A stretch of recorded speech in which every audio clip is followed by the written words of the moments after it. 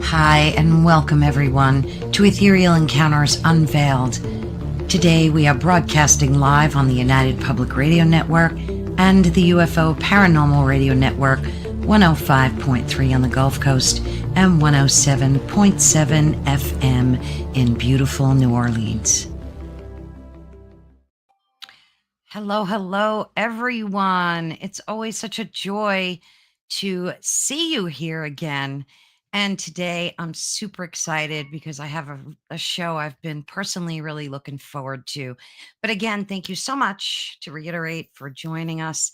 You are seeing us on the United Public Radio Network and the UFO Paranormal Radio Network, available at 105.3 on the Gulf Coast and 107.7 FM in New Orleans. Please join us in one of the various chat rooms. We stream all over social media, so we would love, as we always do, to have you pop on in. Yes, Wednesday is a new show for me, but we've had so many wonderful guests that I decided to include another day, and I'm just so grateful for it. It's been absolutely divine. So tonight we're diving into a riddle left behind by one of history's greatest minds, Nikola Tesla. He was a man who dreamed up the modern world. He didn't just obsess over electricity. He was captivated by a simple numerical pattern. And he famously said, if you only knew the magnificence of the numbers 3, 6, and 9, you would have the key to the universe. For most of us, these are just numbers on a clock face, but for Tesla, they were a very blueprint of reality. Our guest today is a multi-talented woman by the name of Jodi Jones. She has been exploring this code not just as a piece of history, but as a practical framework for creation and consciousness. Jodi Jones is a world-class medium, a medical medium. She's an empath and so much more. And of course, I'm going to have her tell us all about herself. And she's here to lead the sensitives, the seers, and the energetically, and to crack open their original blueprint. So tonight, amongst many other topics that we're going to just ease into wherever spirit takes us, are Nikola Tesla, and we're going to look into whether these numbers are merely a mathematical curiosity, or do they possibly hold a genius physics of consciousness, the very frequency that governs our consciousness. So let's welcome Jodi. Hi, so nice to have you here. Hi, Carolyn. Thank you for having me. I'm excited. Yes, me too. And I'm going to hope that a lot of our listeners pop into the chat. Like I said, this is kind of new Wednesdays. We just implemented a third streaming day to our roster. But as I said, it's been great. We've had so many wonderful people as yourself. So tell us about yourself. How did you get started? I know you said you were an empath originally, as we were talking earlier. Maybe you can kind of walk us down that and tell us, like, how did you create jodijones.com and what's your motivating force behind your work? Wow. Yeah. So I was saying to Carolyn before we started today, when I show up and do, any kind of live event, I usually let spirit do the heavy lifting so that, we know that there's purpose to what we're coming here to talk about. So I'll share a little bit about, my kind of story and how I got to be where I am. And so I did, I get asked the question a lot, when did you become a psychic or a medical medium? How did that happen for you? Were you born like that? And my answer is that I was born an empath. So an absolute empath. And I feel like, the empaths are starting to come out of the empathic closet now. So we are starting to understand that being an empath is not a sign of weakness or something that's not a curse. We're starting to realize that, we are the beings on this planet that hold the highest amount of light. And so having said that, that means that we have a big mission to clear density on the planet. Now, becoming a psychic and a medium, I feel like, is something that we're chosen to do. And definitely, the road that they took me through was, they often refer to it as the long and winding road. And so my kind of entry point into it started back in 2008, where I had just had my third baby, and I started to have some physical stuff going on. I was having gallbladder issues, I was having liver issues. And at the time, I didn't really know, I was probably like everybody else, and, didn't really know what my gallbladder was, really wasn't sure what my liver did. It's funny, isn't it funny as humans how we like have these human vehicles, but we kind of don't read the owner's manual, Mhm. given the owner's manual. And so I started having these problems, and I actually, I had a choice. I had a choice to continue with the pregnancy so I was on my third pregnancy. And the doctors at the hospital said, listen, you need your gallbladder out. So you have a choice. You can get the gallbladder out, which means you're probably going to lose your baby, Oh. or you can, try and wait and then see, and then do the surgery after. And I was like, my husband and I were like, it's a no-brainer. We definitely are going to have this baby. So that, led me into, the winding Western medicine world, which again, love everybody's comments on your experiences through that. That it's very limited. They don't have a lot of resources. They're great, if you're in a car accident and you need to be resuscitated, but for everything else, they're not so good at. So I needed to find, some help, and I found a great naturopathic doctor, and she helped me to heal through my pregnancy. So my baby was born healthy and I was better. And it just started to be that towards, the end of that relationship with that naturopathic doctor, I was showing up and teaching her things. So it was, and I knew right away that I needed to know more about alternative medicine. And so I started to go to school to become a registered acupuncturist, and I studied traditional Chinese medicine. Oh, wow. And so I did that, and I'm going to share this little story, because this is when we Of talk about course. synchronicities.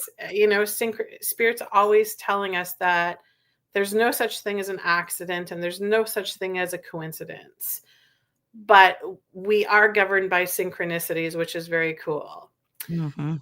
So when I was going to school, my teachers would often talk about a lady by the name of Edith Bruce. And Edith was a medium, a psychic. She worked with numerous guides. She was a channel. And this was my first step into anything that was woo woo or different. Mhm. I had never even, I think, even heard what a channel was. I had no idea. So to me, it was like all of this, like, wow, what is this stuff? This is really cool. Mm. And so they would tell us stories about Edith, how she would show up and she could do psychic surgeries. Her team would come in and channel, and they would like heal people's gallbladders and all of these miraculous things. Very much similar to Edgar Casey style teachings Yeah. and healings, if anybody knows Edgar Casey, who I didn't know anything about either when I started all of this. But at any rate, I finished my program, and then I started working in a medical building. So where I had my first practice, my first office. And very soon into seeing patients in my little tiny office, I remember reaching out to one of my teachers and saying that I knew they talked about Edith Bruce and that she was still in Ontario somewhere. And I can't remember how the conversation went, but they ended up saying to me, oh, actually, we never told you this, but she's actually in a nursing home in the town that you live in. Now, this is strange because I went to school in a big city, Toronto, Ontario. I live in a tiny little town in Ontario, about an hour and a half northwest of there. So for them to come out and say, "Oh, by the way, we never mentioned this to you before, but Edith is actually in a nursing home in the town that you live in," it was like, Mm. wow, like it was like, wow, okay. And I had such awe for this woman. When I was like, "Do you think that the family would mind, or she would mind if I went and introduced myself, like just to, I'd read her book, I had heard so much about her." And they were like, "I'm sure it wouldn't be a problem." And so I was so nervous, but I did it because I knew that there was a calling. I knew that, like, again, synchronicities lining up. And so I showed up at her nursing home, and this is strange. So my office would be here. The nursing home was right behind my office, like that, Wow. right? So I go into the nursing home. I, say I'm here to see Edith Bruce, and sign me in, and I'm, they take me up to her floor, and she was actually on the dementia floor. So she was, at the time, she was 96 years old. She Oh, had dementia. And so when I went to go and meet her, the first meeting that we had, she grabbed my hand and she looked me in the eyes and she said, "He is here with you."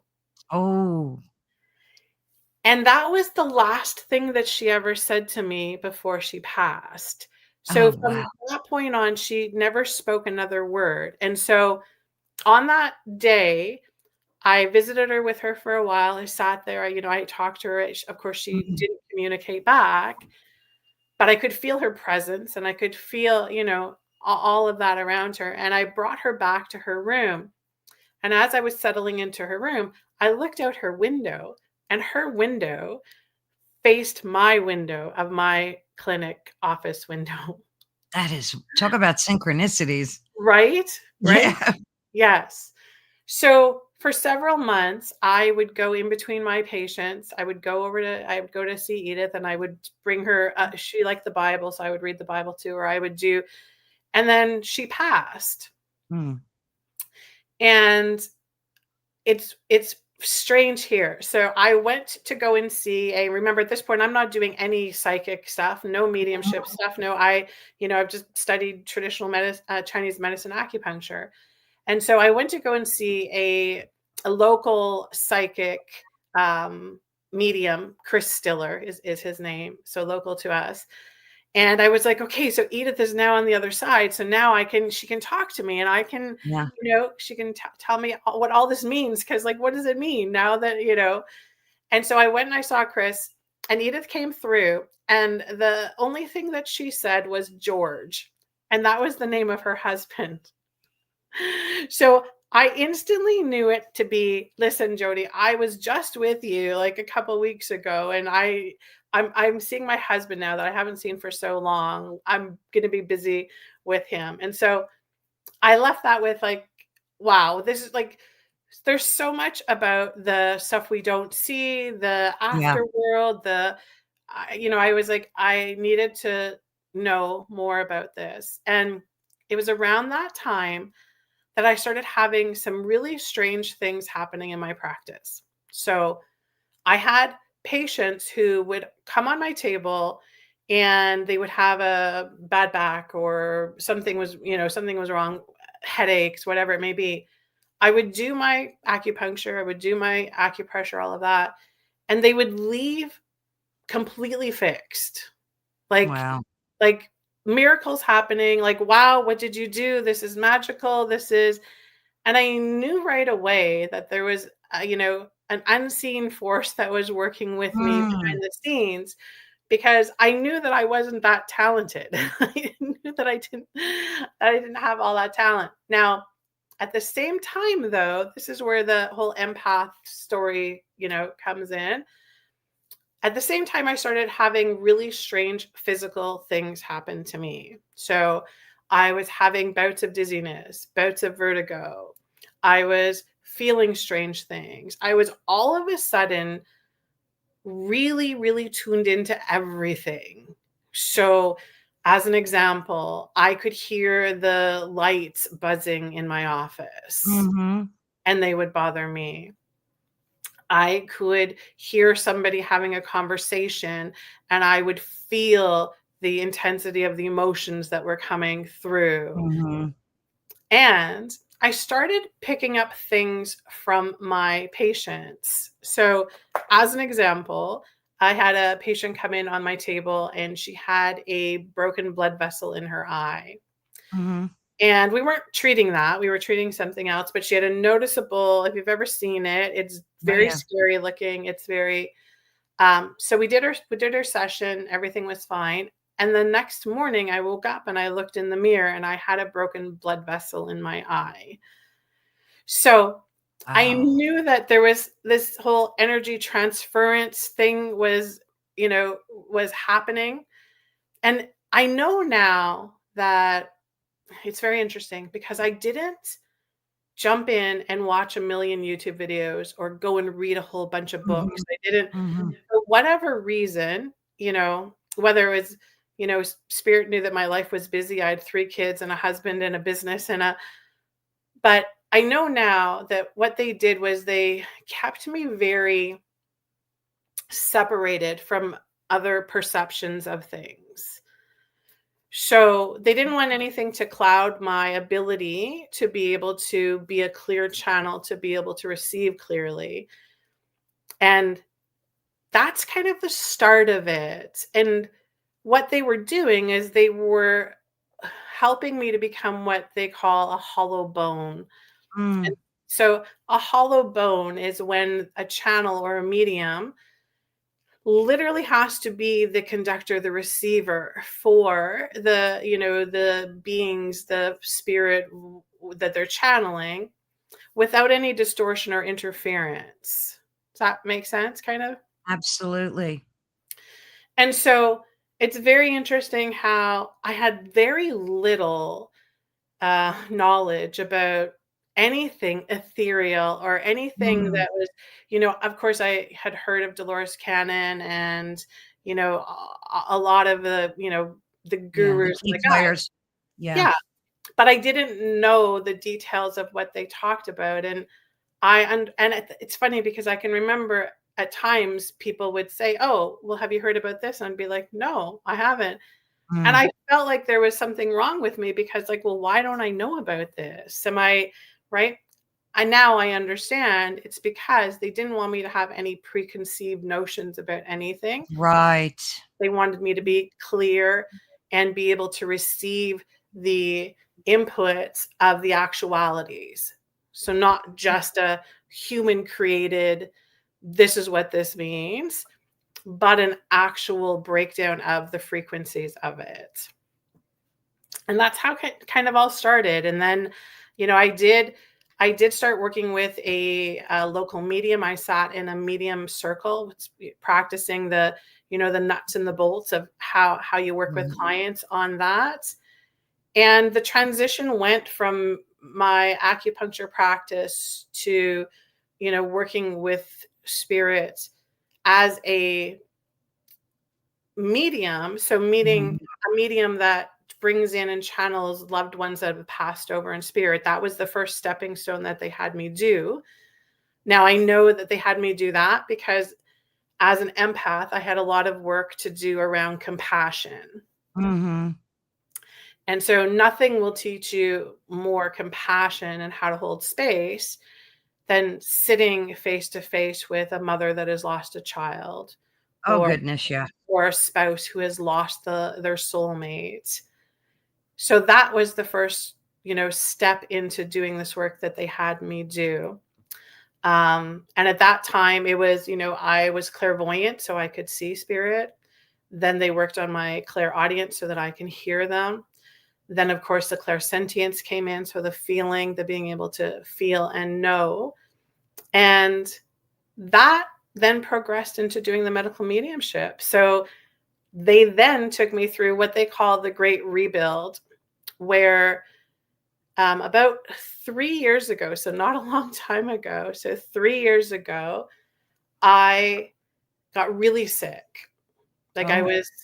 I was experiencing a ton of neurological symptoms. I was having migraines, vestibular disorders.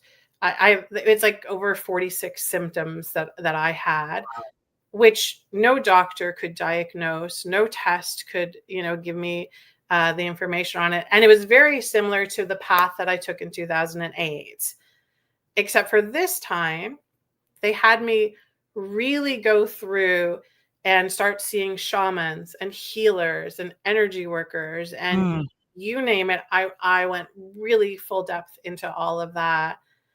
And it was the same thing. I went through all of that and came out without any answers. Now, I know what they were doing now was Yeah.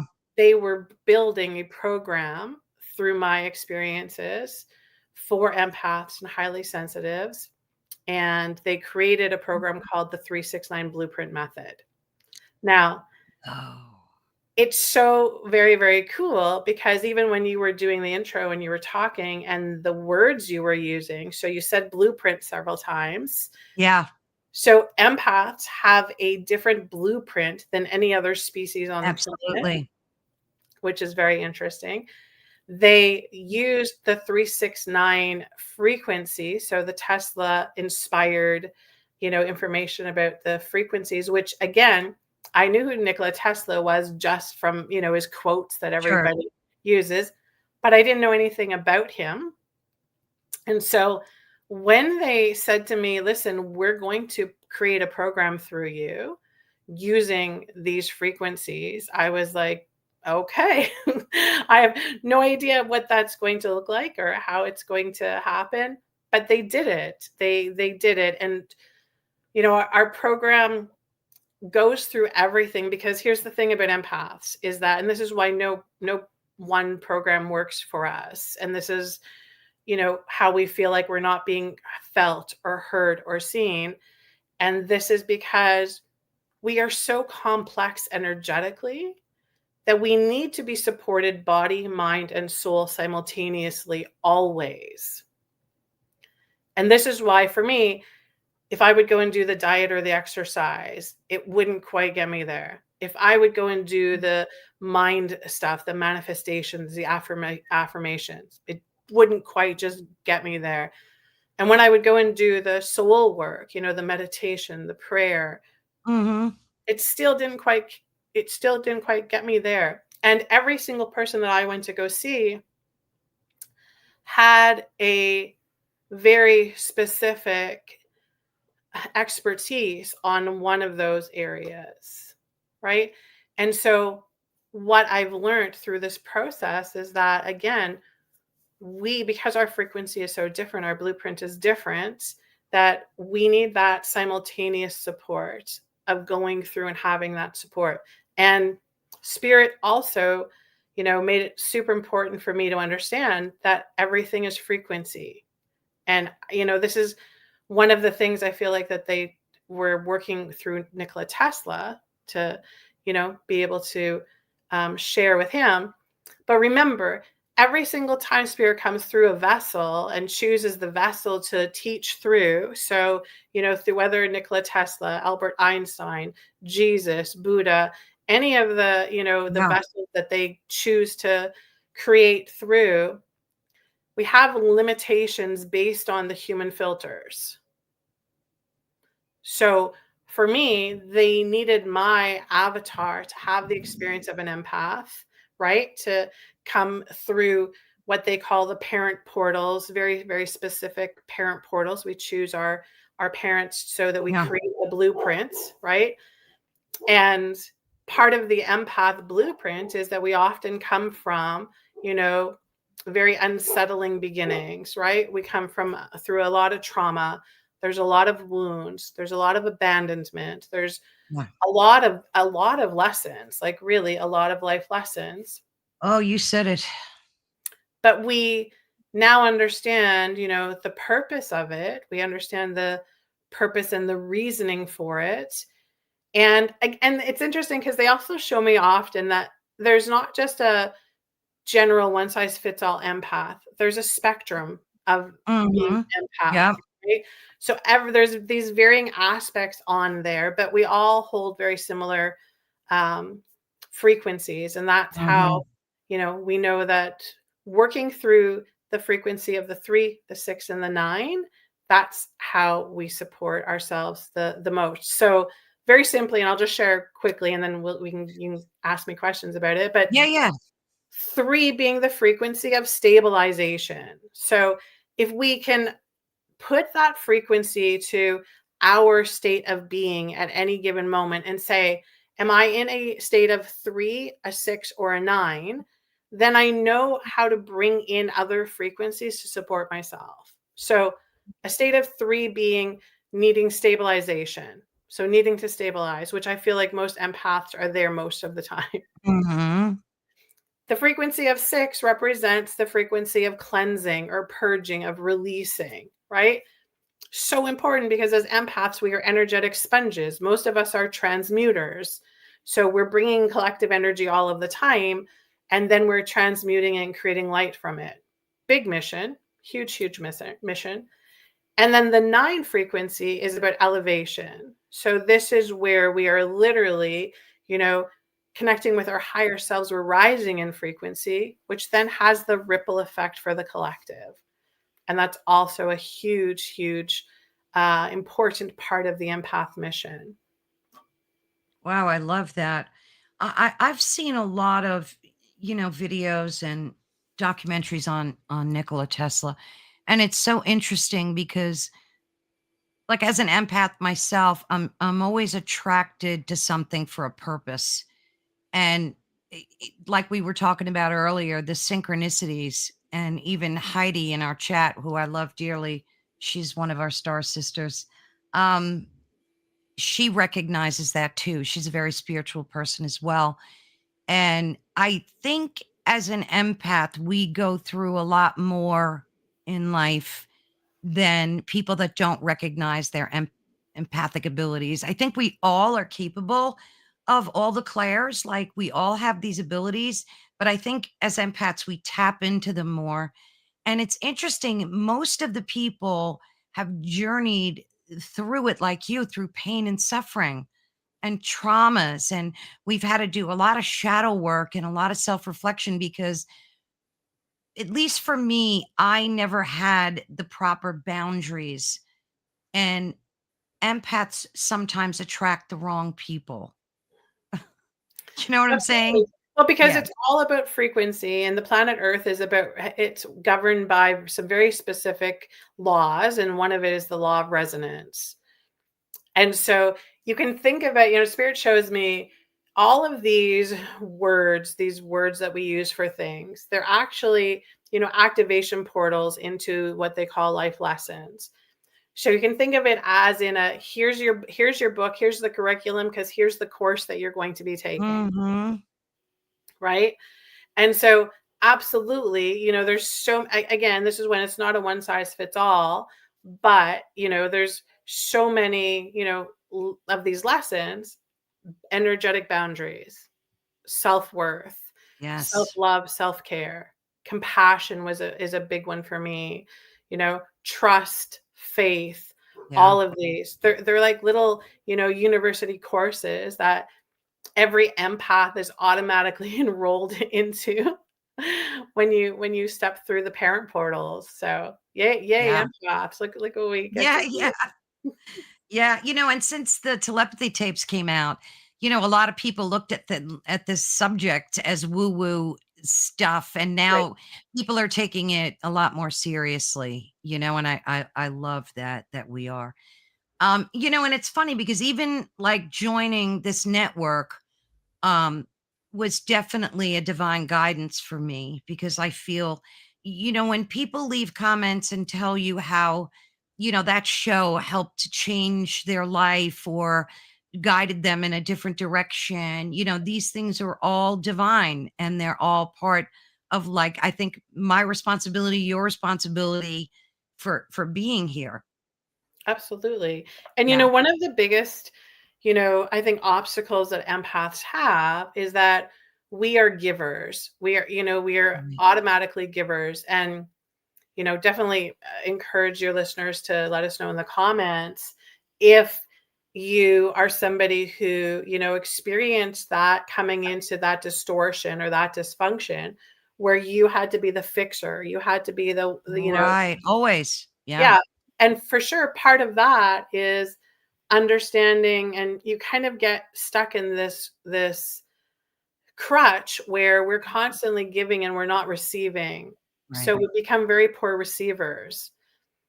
And because of that, and because we're so energetically sensitive, we're impacted. So, everything impacts us so much. Mhm. It's that rebuild that we get to do. So, empaths have to do the work more than anybody else does, always. This is because even though you may not be hanging your shingle up as a healer or psychic or a medium or whatever it is, professionally doing the work, wherever you are strategically placed on this planet, you have a purpose to hold the light. Now, you can't hold the light unless you work on releasing your density.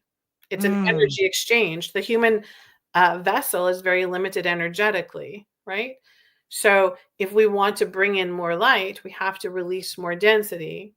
And so, what does that look like? That's, healing the wounds, healing the traumas, all of Yeah. the spiritual stuff.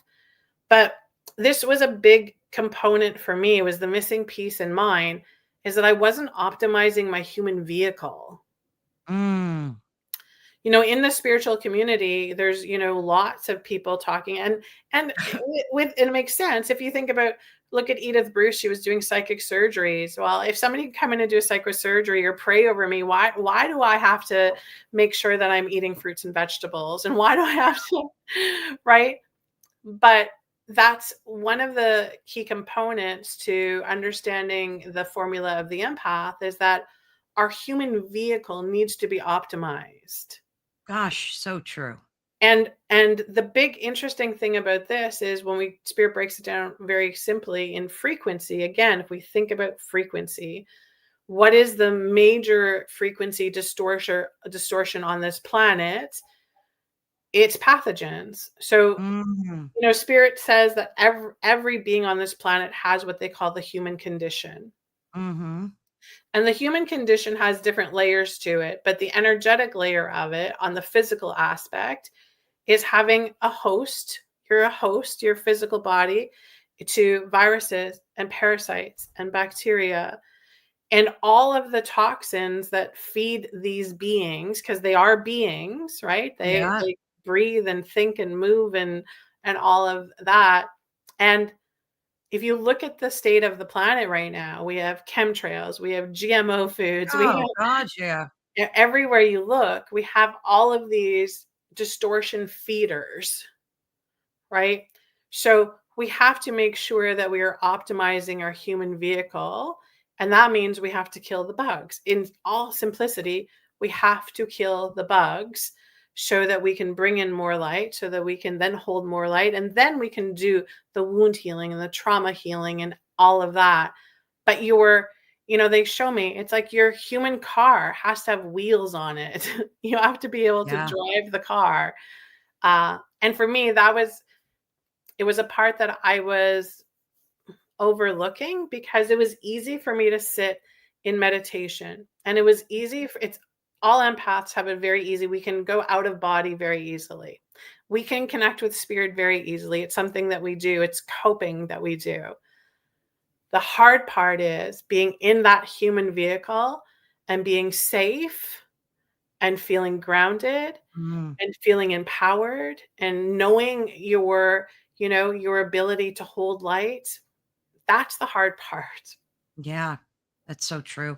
I know for me, like discovering how to create boundaries for myself didn't happen till much later in life. And as Heidi alluded to before, you're always the fixer. You're always the person that everybody comes to fix their problems or to sit there and listen to them for an hour. And that's very soul draining. Like we feel the need to do it because we genuinely care and Mhm. want to help. But at the same time, like you said, we're not taking care of our body and our needs. And it's absolutely essential, for us to do that. And I love the way you worded it earlier. So, like for me, when I researched 3, 6, and 9, it was all very mathematical. They were showing how different things have 9 points and 6 points and quantum mechanics. And it got really mathematical. And then I watched and read where they broke it down and said and your description was close to it. 3 is about like creation, 6 is about structure, and 9 is about completion. So it's kind of like a trinity, right? I mean, Mhm. they work together in that way. Yeah, absolutely. I love that you say that it was because of course I didn't know, but it makes sense that it would be very mathematical. Now, funny story for math is my absolutely worst subject. Oh, I did me grade too. 9 algebra 3 times. Me too. It was it was just horrible. So you Yeah. start talking in mathematical equations and Yeah. I don't understand your language. It doesn't equate. But I understand frequency. And so I Right. understand the simplicity of frequency. And this is where, again, part of the human condition is that we have created these words, we have created these formulas, we have Mhm, created these, mhm. and they're very much, an individual perception of something. We forget this, right? We forget that, as Yeah. an example, the Bible. There's, Spirit has shown me that there is very little actuality in the Bible. It's all perception. It's human perception. It's also part of a program and agenda. So, they put this information together. And for those of us who are highly sensitive empaths, we can intuitively sense that something is not right about something, Oh gosh, yeah. right? We get this, hmm, I'm not receiving that well. It doesn't add up for me. And when we do the work, when we start to do the actual work on ourselves, our clarity comes back online. Spirit had been saying for a few years now in all of the readings that we were doing that they said there were going to be more and more of you that come back online. And I Mm, didn't understand what they meant about it, but I do now because when we come back online, we are very good telepathic communicators. mhm. We don't have to use language to be able to describe things. We instantly can gauge a room or how somebody's feeling. Oh, yeah. Right? We have all this abilities. Now, the thing to get back to what you were saying about your boundaries and being, the caretaker is that empaths will often get stuck in this level of distortion where they use the outside stuff as distractions. Yes. So, meaning, oh, you know what? It's my husband has this problem, or my child has this problem, or my mother has this problem, and I have to help them with it. Yes. And so we often spend, and they're just saying right now, a lot of our time living outside of ourselves. And so when we're living outside of ourselves, we don't get to do the deep work that's required, Mhm. right? And this is why they're just saying to me, an empath has the very big mission of entering the portal of know thyself. Mm. And this is, again, in the simplicity of it, what kind of frequencies is are you holding in your vessel? What kind of frequencies have created your blueprint that you are maneuvering through and living through and experiencing through? And do you have the identity? Do you have the ability to identify what those frequencies are? And in the simplicity of it, this is where I love the way my spirit team breaks this down, because we don't have to go in and talk therapy for 12 years about our traumas and our wounds and we can see things for what they are, which is a frequency, right? Right. We are meant to learn and grow and experience through the frequencies, and then we are meant to release them. That's why we are in the human vehicle. The human vehicle only has limited capacity to hold so much. It only has so much space. So as empaths, we really need to get good at picking and choosing what comes and what goes. Gosh, that's so true. And it's funny because all of us go through some type of trauma in life, if not multiple ones, whether they're mental or physical. And, I think as an empath, I was always so more concerned about my loved ones and friends and people in my network than focusing on myself, because ego to me was always like a bad word. It was always something that I tried to suppress because it never felt good. Like whenever I let my ego get in front of me, I always got like a red flag, like Carol Ann, don't. This is your ego speaking. So you're intuitive with yourself too. Like Mm. you can hear yourself giving you pep talks and telling you like what not to do, what not to think about. And I love that aspect that we can be so finely tuned into that. And I think that being an empath is both a gift and a heavy burden at times, right? Yeah, absolutely, for sure. I mean, and we can and again, that's very if we look through the human lens of it, we can, think and feel it's a gift and a curse at the same time. When spirit shows me the curses, they're literally ways for us to level up. Mm, So as an example, if we have somebody that comes to us as a client and it's somebody who has had tremendous pain and suffering and you name it, all of this stuff going on, energetically, my spirit team has the ability to show us the big picture. They give us the eagle's eye view of it. mhm. And you can see that as all of this density starts to leave your field, that's only when you level up. So if we could flip the switch a little bit and just go into, our higher selves, our intuitiveness of knowing that, first of all, we come here to experience, period. Right, We come here to experience, period. It doesn't mean that we come here to experience only the rainbows and the unicorns and the light and the love, right. right? We come here to experience everything. And I love that you bring the ego aspect into it because the human vehicle comes with certain accessories. And so the ego is one of those accessories, and the pain body is one of those accessories. And the ego energetically has a light side and a dark side to it, right? So, ego on the dark side of things, can have us in fear always, right? In the judgment, anger, hostility, rage, all of those are very much strong ego energies. But on the light side of the ego energy, there's motivation and Right. inspiration and drive and strength, right? All of that is that yin and yang that creates the ego energy. And then the same thing with the pain body.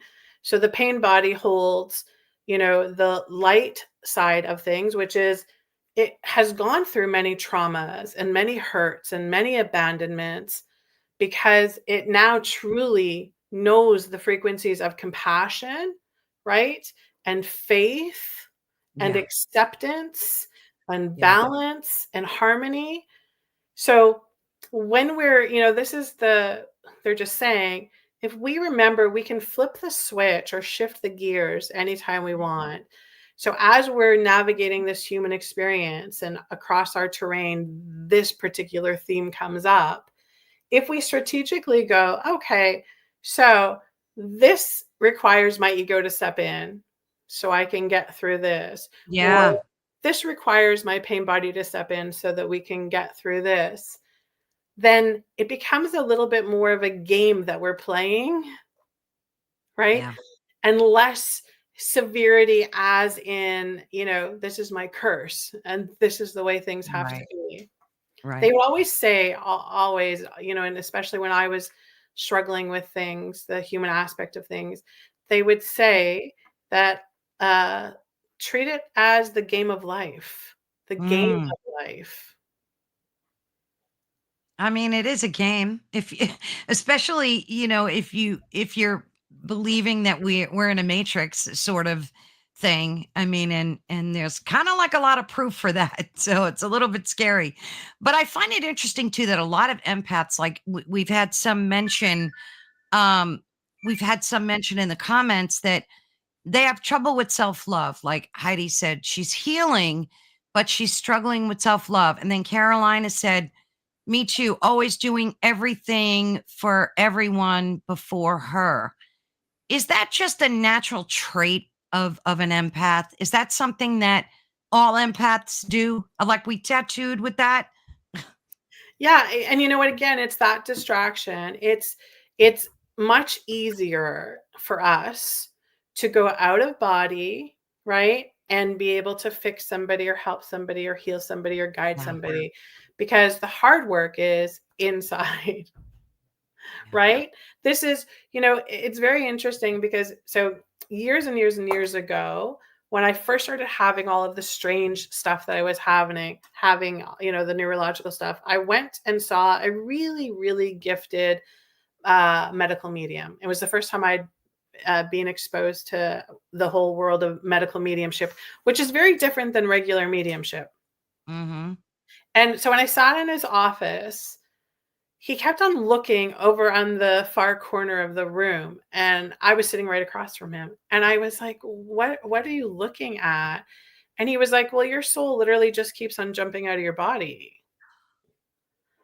And I Wow. was like, "Ah, that makes sense. That makes sense why I'm feeling ungrounded, why I'm Yeah. feeling energetically weak, while I'm."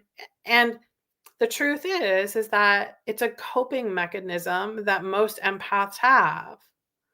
And one of the very Wow, human never ways, heard of that. yeah, and one of the very human ways of us doing that is, don't worry about how I'm feeling. Let's talk about you. Let's Oh, How do I help you? How do I fix you? right. That My when goodness. Yeah, when you're in that mode energetically, you are no longer anchored in here. You are working outside Mm. of the body. So as you're jumping out, are you just, like, bouncing out and bouncing right back in? Like, did they describe what that means, like, Yeah. more So clearly? How does that work? I mean, we have our ethereal cord, right? We have our anchoring cord Yeah. that connects us to the human vehicle. So Yep. when that cord is cut, we take an exit. So it's always there, but it's interesting because in the same way that, if you were in an accident, if you were in a traumatic accident, or um, you know, your soul's jarred out of the body, it does it in a safety mechanism because it knows that it doesn't require the body to be able to live, right? So it Mm. knows that if something is happening to the body, it can leave out of the body, and it because it knows that it's not going to be the end of the soul, Mhm. right? So, like, when you astral travel at night, we're connected with our cord. So Yes. when you leave this earth, that cord severs. But when you're jumping out, that's done for protection, to protect yourself, or just to not cope. Like, I'm a little confused.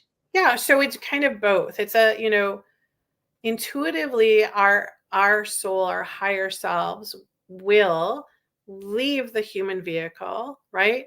When it's required. So when there's but it also becomes this is where we bring in the human aspect of it, of neural circuitry. We bring in the Mm. actual science of it. Mhm.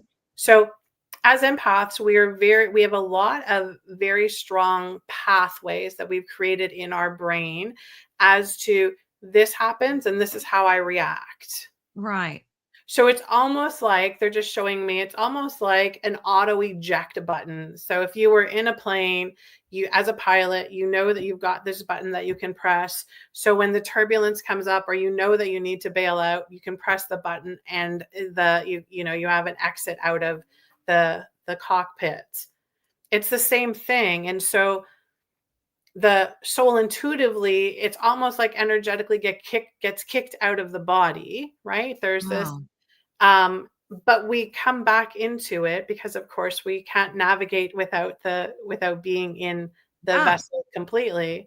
And when you start to do the work, like really, really do the work, you will start to recognize how you feel when you are 100% in the body, when the soul, the higher self, is in the body, as opposed to it being kind of outside, kind of inside, coming back and forth all of the time. And I know that for me, that really started to change. Like when I went through my whole death and destruction and rebuild, that's when I really had to, you know, get into the know thyself and understand what that really means, right? Yeah. Goodness. I just am trying to imagine. Do we all do that, or just do empaths do it more frequently? Like, does everybody soul jump just by natural, the natural desire to like protect yourself? Yeah, and it's, it can be several things. They're just saying it can be a protection measurement. So, and a lot of empaths do that, but it can also be a density measurement. So, if you were somebody who, as an example, if you were, if you had a lot of addictions, you were drinking a lot, doing a lot of drugs, you were Hmm. eating food that was not good for you, all of this stuff takes up space in the vessel, right? So the energetic aspect of the soul just would feel uncomfortable in that density. Like imagine a room that only has so much space and you fill it with furniture and the soul is pushed into the far corner of the room, Mm. right? That's what happens energetically for us. There's like very, very limited space. And it's funny because I can remember long, long time ago when I would tune in with my higher self, my soul Mhm. energy. I would get this little visualization of a little tiny person sitting in the corner of back of my mind, in the very, Mhm. very back of my mind, just sitting there, like just quietly observing, because Mhm. the soul energy is very neutral, right? It's very, very neutral. But it just goes to show you how much density I had in my human vehicle, that my higher self, my soul energy was only being given a tiny little bit of space. Wow. And I feel like that is part of the human condition. That's that's part of the, and we can talk about people that talk about the soulless bodies. So I feel like the human condition has expanded to the point where there are near almost soulless bodies. So maybe the soul aspect within them is just a little tiny fraction of that You know, energy. that's so interesting because two points.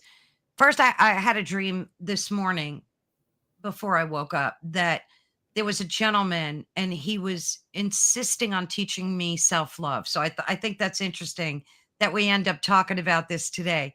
The other thing is, we always hear about non-player characters or NPRs. And I have said to other guests who are psychic and intuitives, I always ask that. Do you think there are some folks that are just born soulless? Mhm. Or do you think that everyone comes in with a soul and maybe if they become wicked or demonic, that soul leaves them or changes, maybe it morphs into something else. Like Mhm. how did you were just talking about that kind of Yeah. sort of. So maybe you can bring clarity. Like, what do you think? Yeah, and I mean, and again, I've never really listened to anybody talk about the NPCs or I didn't even, I think it was my husband who kind of said something to me once, was like, "Have you ever heard of this?" Yeah. And whenever somebody says, "Have you ever heard of this?"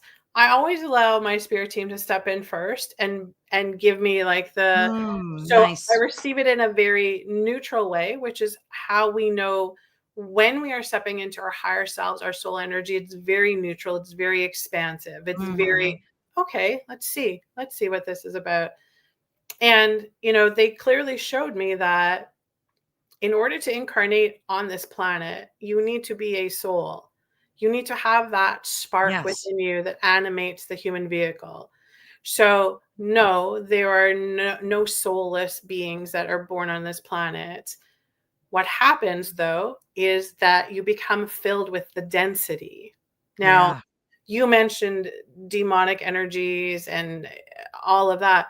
Again, my spirit team shows it to me in just the simplest of frequency of it, right? So there are certain frequencies that vibrate in a very lower Oh state, yeah. right?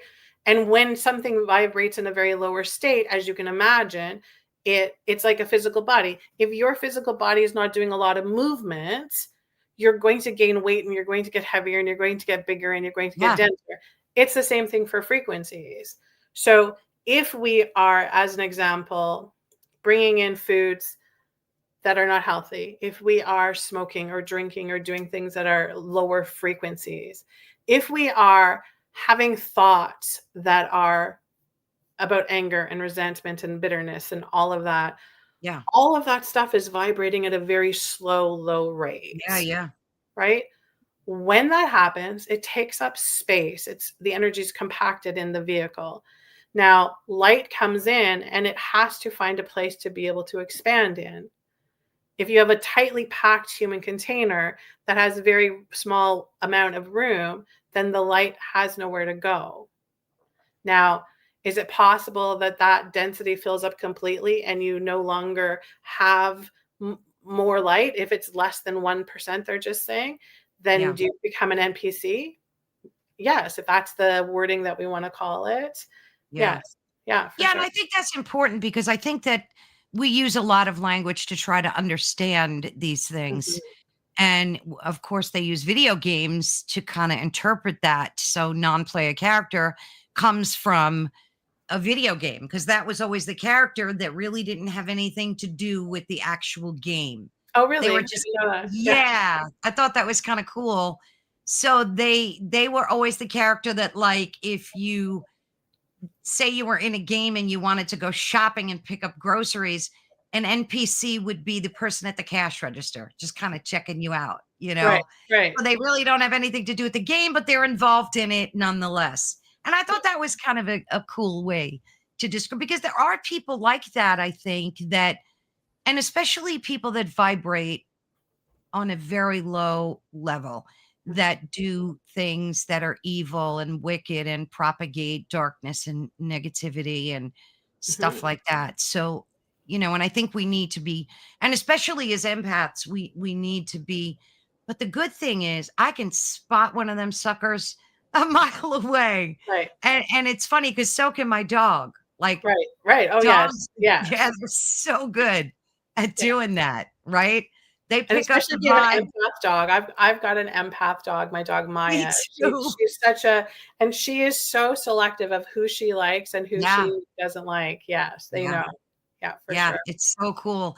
And I think we attract, like, this dog came to me. I didn't go looking for him. He Right. was just like, the universe was like, "You need to own this dog." He was Yes. abused and traumatized, and I said, "Of course, I'm gonna get a dog like that. Of course." It made Yes. so much sense. But yeah, I'm just reading this comment. A cursive, I'm not so sure I understand. Tay, a cursive language forced upon us to a different interpretation to words or language, like a double-edged sword. Absolutely. Yeah, so part of the Yeah, programming, right? So when, the dark agenda started, eh, yeah, on this planet, they started at the same time the light did. It came in at the same time. yeah. And, they know they're like the scammers that we have now. Like how many scammers we have? Like there's Oh, God. on my social media every single day, my Yeah. followers are sending me screenshots. Oh, there's somebody that's pretending to be you. Oh, sure, yeah, So they're very creative, and so the dark agenda is very much like that as well, and yeah. they know where the biggest energy sources are. So think about language. They know Mhm. that language is very programmable, right? They know that they can put frequencies into language. Any of the books that we read, any of the guides, the gurus, Yeah. the politicians, that anything that we put on a more of a pedestal, they're programmable. This is why very, very interesting, my spirit team has just recently, like in the last 6 months or so, started to refer to our brain as the AI brain. Mm. And they're doing this because they want us to be able to differentiate between the 2, the difference of it. And, we're stepping into this, I don't know if your followers follow this stuff, but empaths are very much affected and always have been by solar flares and geostorms. Oh, gosh, yeah, we're having one today. Yeah, we've had a massive, like, crazy last couple of days Yeah, with the our nuts. 1111 portal. Yeah. And so it's very, very interesting though, because when that kind of energy is coming in, it's coming in with light. It's light codes, right? So it's coming in to upgrade us and change us. Every single time that comes in, though, there's a countering force of the dark.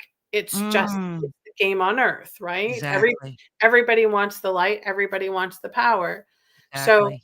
when these two forces are coming in, this is where empaths especially need to be mindful of our energy and our own frequency, right? This is where, as Tay is saying on there, we need to be very, very mindful of what we receive, Mm. right? Because again, we have limited capacity to hold in the vessel, and we need to choose, making sure that we're choosing the light always. Oh, I totally agree.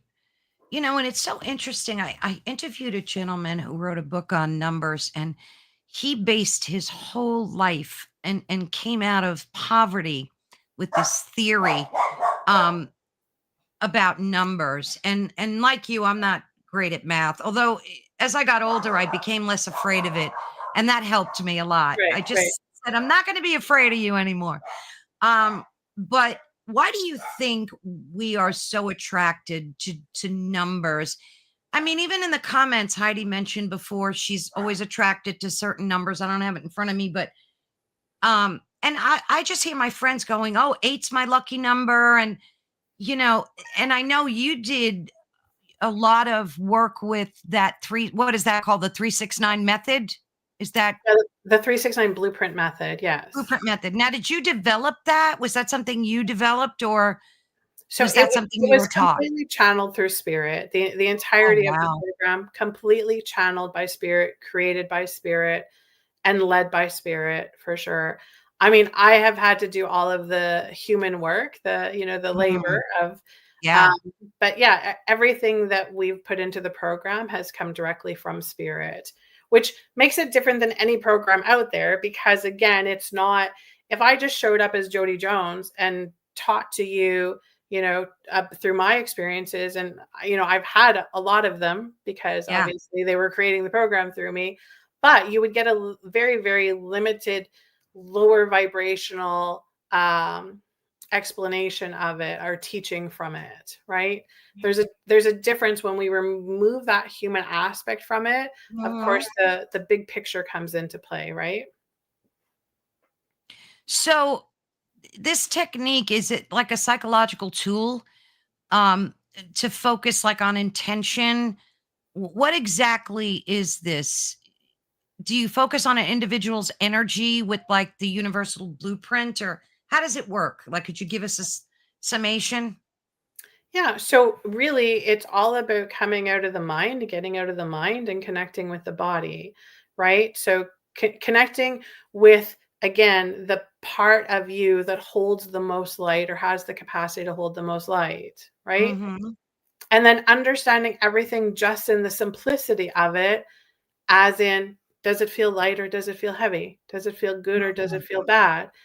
And then knowing and recognizing what your vibrational state is at any given moment, and then knowing how to adjust that accordingly, right? This is with empaths, one of the things that we do. So I've got one of our live events. We do an energetic audit live every month and a half or so. And it's this month, it's on November 26th. It's a free event. And in it, one of the things that Spirit will have us do is we do these energetic check ins. So Mhm. we do this going in, first of all, and doing like a scan energy wise of feeling, where do we feel some density in the field?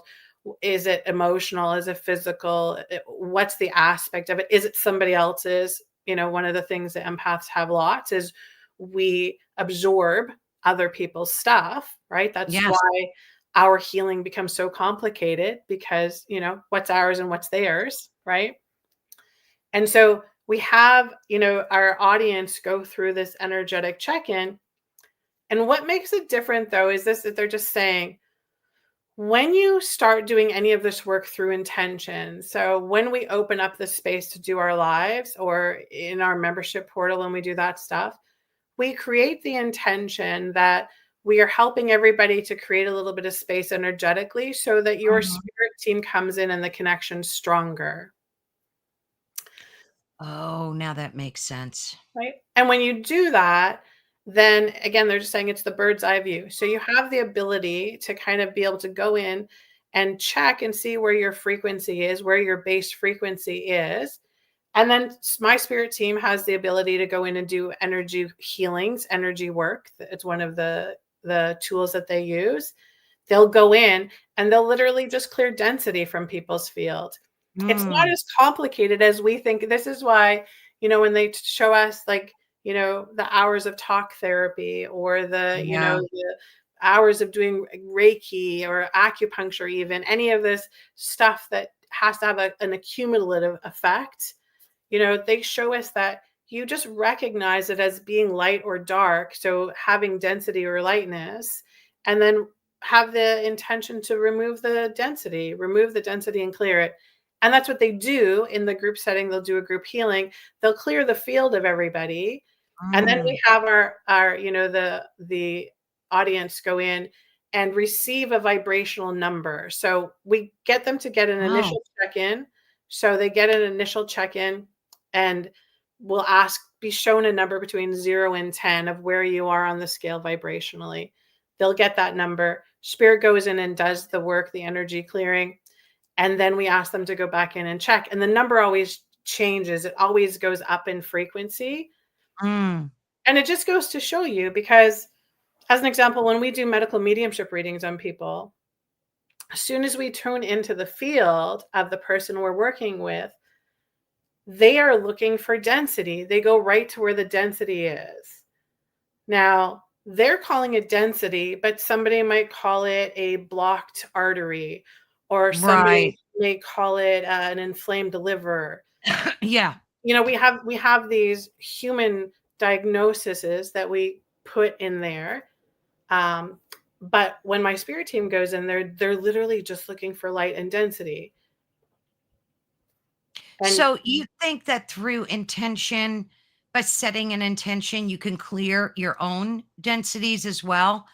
So folks can do this. Is it done through like because I like to meditate and I always try to think about that mhm, before I meditate. Like I set an intention. Is right. that a good thing to do as well?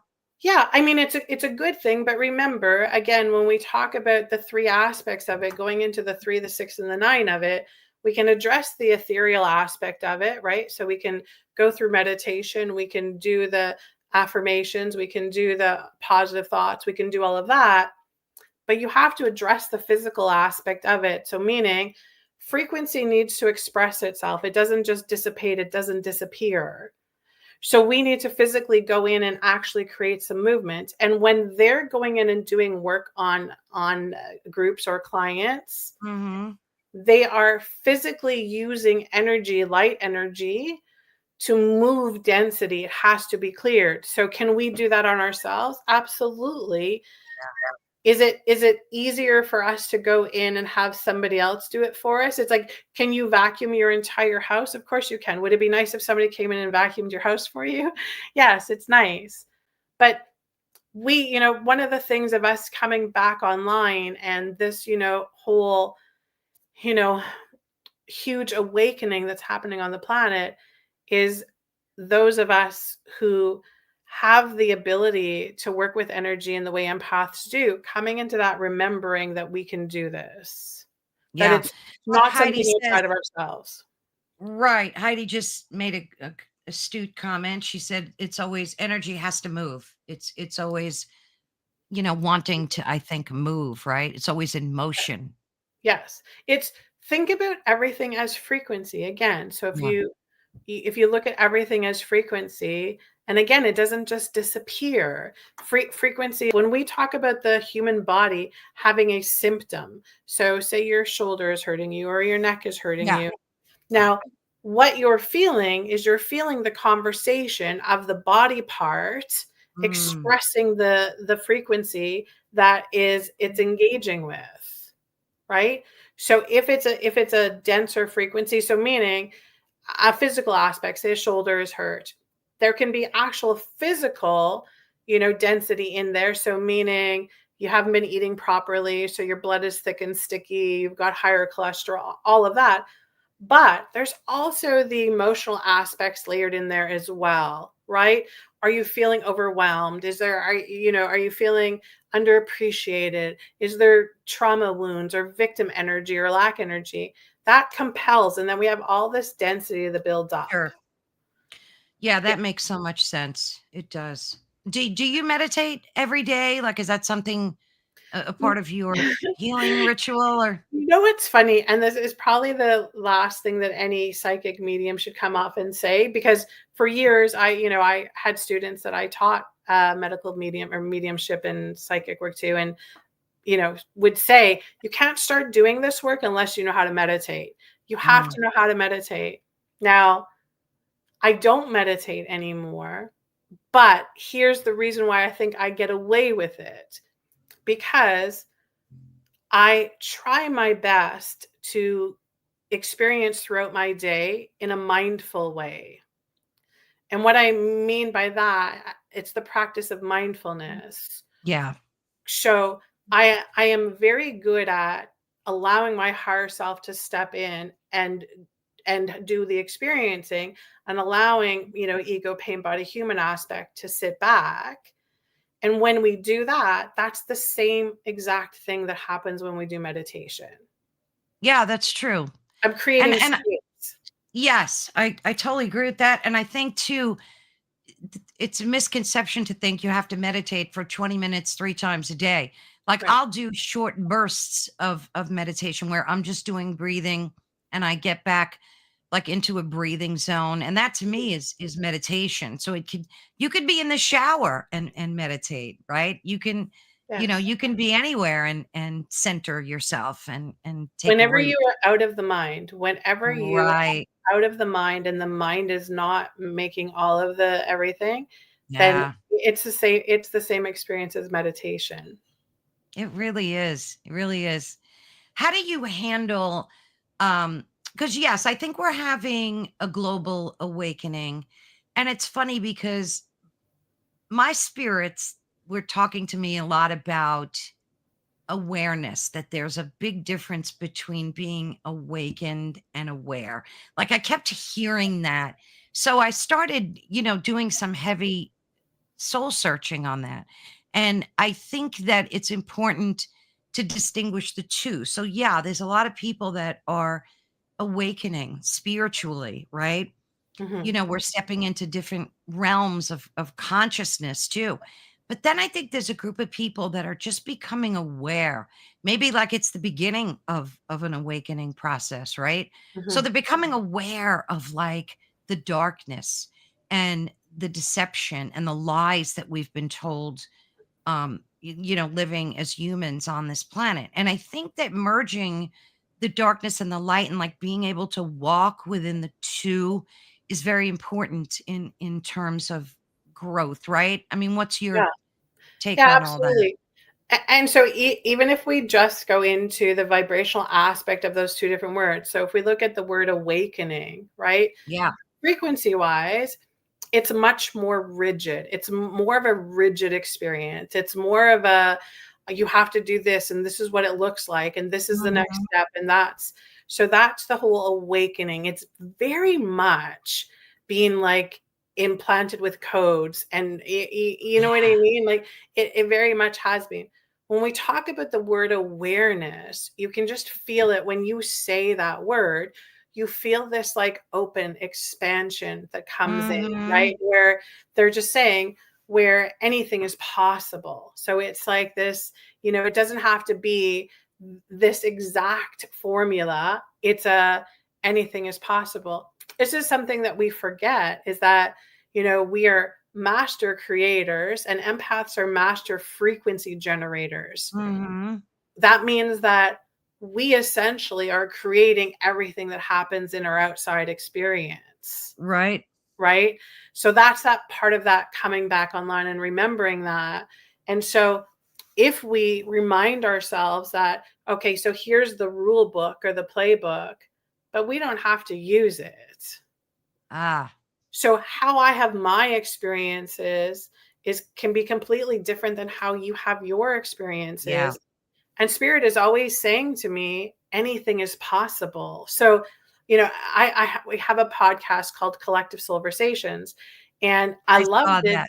I love it because we're on hiatus right now because we're launching the blueprint method, but we'll get back at it. I love it so much because I could have such interesting people come on the show. Well, you know this as part of the joy of doing this.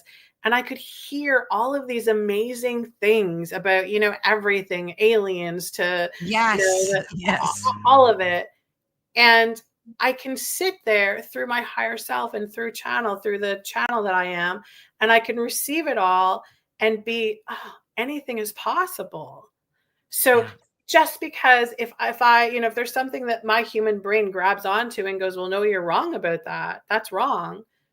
Who am I to say that you're wrong about that? Right. That's Exactly. your experience and you're having that experience. It may not be showing up in Exactly. my theme right now, but we know how that changes as well. How many of us, if we go back, years and years and years ago, all of the things that we thought were conspiracy theories, at Yeah. some point we were like, yeah, that's crazy. That's not even real. Right. Right. And then now you are here and you're like, it's real. It's It's real. That's right. That's right. yeah. And I think too, one thing about empaths is they tend, and of course, I never say all or always, but they tend to be non-judgmental. Like we don't judge out of the gate. We kind of sit back and watch and listen and observe. Like at least that's what I do.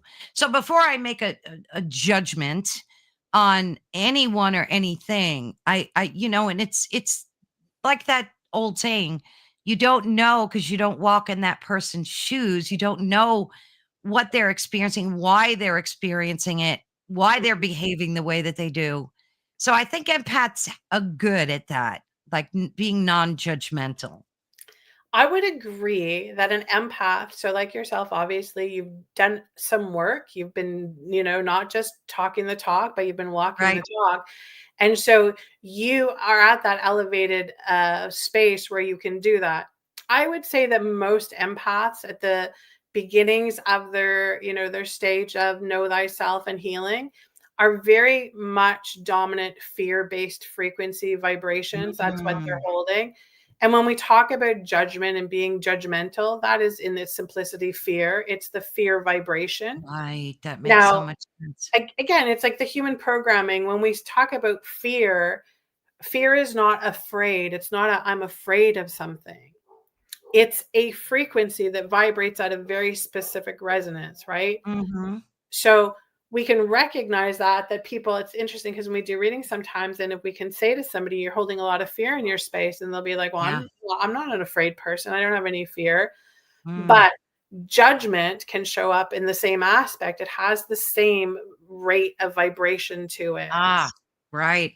So, That's a and good I, point. I would say most empaths, depending on where you are on your ascension, right? Another word that we loosely use because it has so many interpretations to it, having that awareness of how much fear you hold in your projections, in the way you experience things, and Hmm. especially around yourself, Yeah.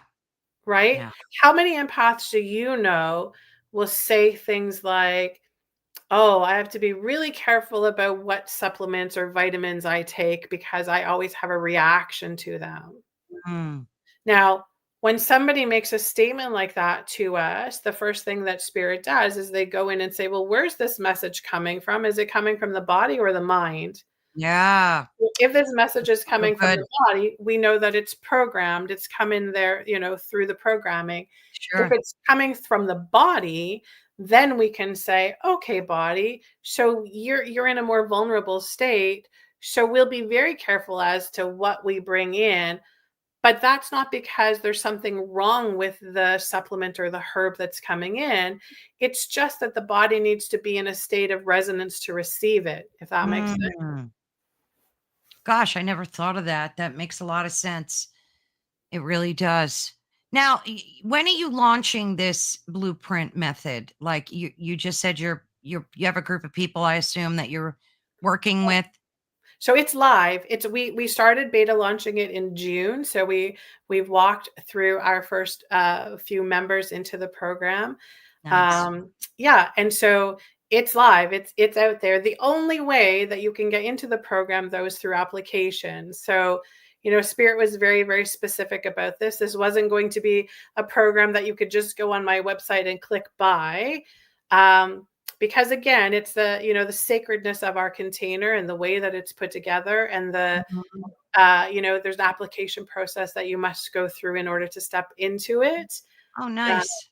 yes, and divine timing is a lot of that.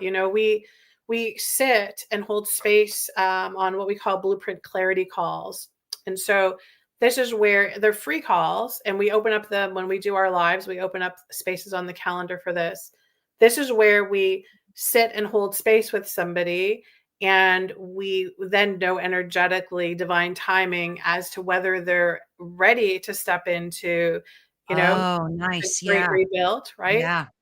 Um, and this is, again, so important because how many empaths out there have tried a million things, right? Gone to Gosh. retreats and They're shaman. always taking courses and Right. Spirit calls them seekers. We become yes. these seekers, right? And interesting because when we go through this, when we become the what they call a seeker, seeker energy is very much done outside of the body.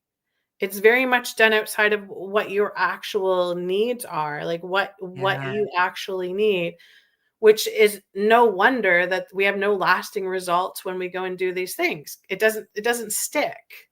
Exactly. Yeah, because it doesn't fit the container. It doesn't fit our container because our blueprint is different. Yeah. I mean, Heidi just made a point. She said, always will be a seeker of knowledge. But I think that's different too. I think you can always be a seeker of knowledge. And when you take these courses, like, and it's like anything when I learn something new, I always, you watch it, observe, sit back, and then I take what I need from it.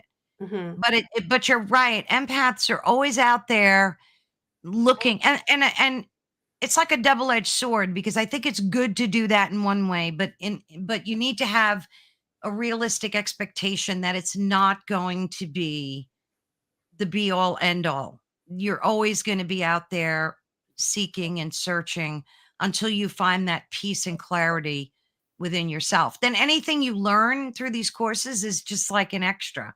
That's how mhm. I look at it. Yeah, for sure, and I feel like so the very first step that we take our members in when you start, we go through a 9-day activation portal, and so Yeah. Spirit created this as it's an undoing. They literally called it an undoing. Now, Mm, the reason for that is that the frequency of this planet right now, of planet Earth, so that includes everything on it, right? Our food, our yeah. supplements, everything that we're doing has never been like this before. Yeah. It's in a very, very different state. So this is why all of the old school things that we're doing just Mhm. doesn't cut it. It's not. Yeah. And if we're seekers, so we've done all the programs, read all the books, taken all the classes, done all of this stuff, we are full energetically as far as what we can receive to bring in new, Mhm. right? Right. So we need to clear out all of that stuff that we have learned, because Yeah. when you sit and have conversation with somebody and hold space for somebody, and you can acknowledge somebody who has done a lot of work and has done a lot of healing and a lot of Mhm. transformation, but you'll see, and they're just saying they get capped off energetically. There's a Yeah. cap off. So that means that in order for them to be able to step up and level up, they need to let go of some of the stuff, Gosh, right? that makes so much sense. I guess you let go of the stuff that's just not resonating, right? Yeah, it's also what's being updated. Like again, there's we have so much. The chemtrails. How do you remove the chemtrails now? The GMOs. Our I soil know, is it's so different. It scary. doesn't. We have archons around everybody. We have all of this density that it's changed. It's a different. It's like we're still living in the same. We think it's the same world, but it's It's not. changed. The Yeah, it frequency has. has changed. So It we have to absolutely get has. online with it. We have to get online with it, and we're going to see. This is such a interesting time to be on this mission on this planet, because No. look at how AI is, everywhere. It's happening everywhere. I have clients that will come and they'll say, "Oh, I asked ChatGPT about this today and it gave me this information." Yeah. And it's very interesting because spirit will say when, when somebody comes in like that, it's like this reminder, don't give your power away. Gosh, no. Recognize by stepping into your own authority Mhm. or capabilities. And for empaths, that's that recognizing of, you know, there's a difference between something being smart and something being intelligent, right? Yeah. And it's that ability to recognize when you see intelligence in something, and then Yeah. recognizing that that intelligence is within you, and that's how you're recognizing it because you have a resonance to it. Absolutely. It's funny because I see AI as a tool used to control humanity, and I think does it have some positive benefits? Yes, but I think it's it, the word nefarious just pops into my head. It's just not, and I'll use it for certain things, but on limited basis. Like sometimes if I need, like if I'm going to interview somebody and I need some more in-depth information or a summary, I'll use it in that respect. But it's because it reminds me of human beings, garbage in, garbage out. If you programming AI with all this garbage, just tons and tons of this information, what do you expect it to produce? And then they're talking about how it has the possibility of becoming sentient. I don't really see that as a possibility. What do you think about that? Do you think AI is a benefit to humanity or So not so good? if you ask me what I think about it, I would say, Jodi Jones, the human, has some ideas about things. And I would prefer to go in and give you what spirit has given me about it Okay. because I feel like that's more helpful. They remind me always that within something that is dark or has the potential to be dark, there's always light, the potential to be light. The Mhm. technology that AI comes with comes from the light. It's very high vibrational, it's very high speed, and again, this technology comes in because there are tools that the light is working in behind the scenes to bring, we have galactic beings that bring us this technology. This is not from Earth. This I'd is like to believe that. I really would. I mean, oh, absolutely. I know that to be true as well. I don't know about AI as I mean, I think you're right. I think it does have the potential to be a good tool for humanity and save lives and make lives better. But at Yeah, the it's same also a time, really great teaching tool, though. Remember, every single time one of these like big moments or big leveling ups come in, it's opportunity for us to do more work. So, right. with AI coming in right now, you are supposed to be stepping into, first of all, the recognition that its energy frequency capabilities is much different than your own. So if I have a math equation that I need to figure out, like the other day, I'm we're doing kitchen renovation, so I don't have access to my celery juicer. So I've had to order my celery juice from someplace.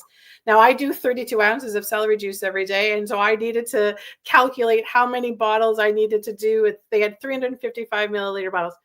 This stuff is stuff that I can put into Yeah. AI, and they can pop out I don't have to crunch my head. That kind of stuff is perfect because it has the capability to do that. Yes, absolutely. It's a fantastic tool in that respect. That's for Yes. sure. And also, I recognize though, because I've had friends that use it and they use it as their therapist and they use it as their Yeah. psychic and their advisor and all of this. And when I'm reading the words from AI or I'm hearing the words from I can feel the lack of light in it. Yeah. You just feel the lack of light in that whole equation, which is Yeah. what we are supposed to be doing. Our mission is, as empaths, to feel into something and recognize the light or the dark in it. Oh, That's right. absolutely. And then take that step further and recognize that that darkness can be released, the density can be released, and we can bring in more light, right? If you break every aspect into this, so the political aspect, all of the things that come in from Yeah. the government, all of this, you know, You could go on YouTube and watch hours and hours of videos where they're telling you that we're going to go to a digital ID and they're going to take over our land and we're going Oh, to own yeah. nothing. You can go in and you can listen to that and you can feel the fear pumping through it. Oh, yeah. And then you can go in and you can energetically check into the powers that be that are doing it. And if you get really good at this, you'll recognize that there's a daftness there. It's, for lack of a better word, Mm, the there's not an intelligence there. And the true intelligence comes from the light. The light holds the intelligence. So if we kind of remind ourselves about that through everything, then we can kind of laugh at the density and of the, the projections of this is going to happen, that's going to happen. It's lacking the intelligence, which is why AI will never be a sentient being, mm, because only a soul has that aspect of exactly. light. Right. I mean, I do think, as Heidi, I believe, mentioned, it's the user's intention. So you can take anything, and if you have bad intention, you'll get bad results, but and there are people that are using AI for not so good intentions. And but I think at the end of the day, as it develops and evolves, it will become a great tool for humanity. Absolutely. But I Mhm. think we're not quite there yet. Like we have a ways to go. It's interesting because we've been here before, though. This is the part that, we've had other civilizations on this planet that came in with massive technology. This is not new, right? This is us going through it again and being like, okay, so how did we mess up last time? How did we cause the Yeah. entire, Like so it, Tartaria, you're talking about like the yeah. Tartarian Empire. Yeah. Yeah, exactly. And we are, every single empath on this planet is an old soul. And an Yeah. old soul is a soul that is incarnated many, many, many times, right? So Mhm. we know at the time of Atlantis, we were here. We were here Yeah. doing this. So this is where often, we'll feel this familiarity to stuff that's we're coming into. Yeah. And this time though, it's like, okay, how do I level up through this? How do I and this is where this will shift humanity the most. We come inside, like we do the know thyself. We work on ourselves Mm. first and foremost before we're trying to fix the outside world. And that's not an easy job to do. And It's and not. that's it's not. And that's why I think like doing a lot of shadow work, and I talk about that often. You really need to do the shadow work, whether you journal it or any way that you choose to do it. As long as you do it, you have to go within and deal with your trauma, whatever that is, and find healing. There's a lot of wounded souls out there, and trust me, I can't even walk into a restaurant sometimes without getting overwhelmed with that energy. So I have to like say, I'm going to eat dinner now. I'm shutting it down, but Right. you have to kind of shut it down. But it's sad, and I can't help but feel sad because there's a lot wrong that needs to be righted. We have a ways to go, but I think we're on that path as far as humanity goes. And people like you are helping humanity in so many ways deal and heal. So God bless you for that. And I think that's what attracted me to want to speak to you in the first place. Because like I said, I was just out there on social media and I happened to see your face and I was just immediately told stop and bookmark this page, and that's what I did. And it turned into this wonderful conversation, and I'm very grateful for that. Love that. Love that. Yes, synchronicities at its best Yeah, for sure. absolutely. So you're working on this. You said it's up and running. What else do you have in the works? Do you going to think about writing a book or anything like that? What does Jodi see in her future? Yeah, so the program is live. So the 369 Blueprint Method program. We have our live events that we're doing. So we've got November 26th is our next event where we do medical mediumship readings and we do healings, and we talk about some of the stuff we talked about here, but how the program can support others. So we have that going.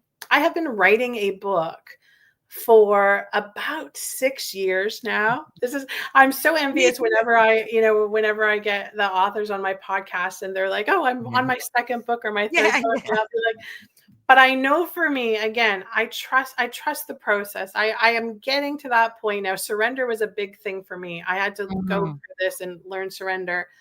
But I know that my book is coming together. They said to me that once the program was created, once there were souls going through the program, that would be the completion of my book. So I feel like we're Oh. very, very close to pulling that all together and having the book out there for everybody to be able to Oh, that's experience. going to be an exciting chapter.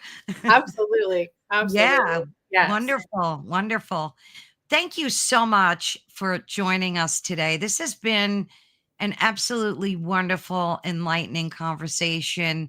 And I'm so grateful to you to be able to have it.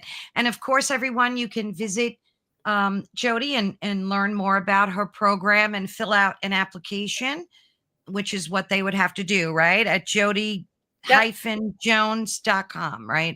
Absolutely. If you just go to the website, you'll see there's actually a page called the 369 Blueprint Method, and everything that you could possibly want to know is on there. And then come and see us live on the 26th.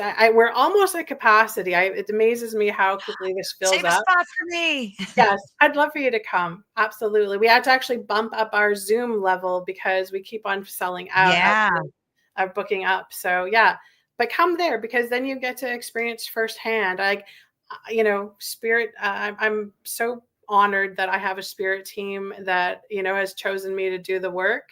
But yeah, come and experience it firsthand. And thank you so much for having me on the show. I Of love the course. work that you're Of course. doing.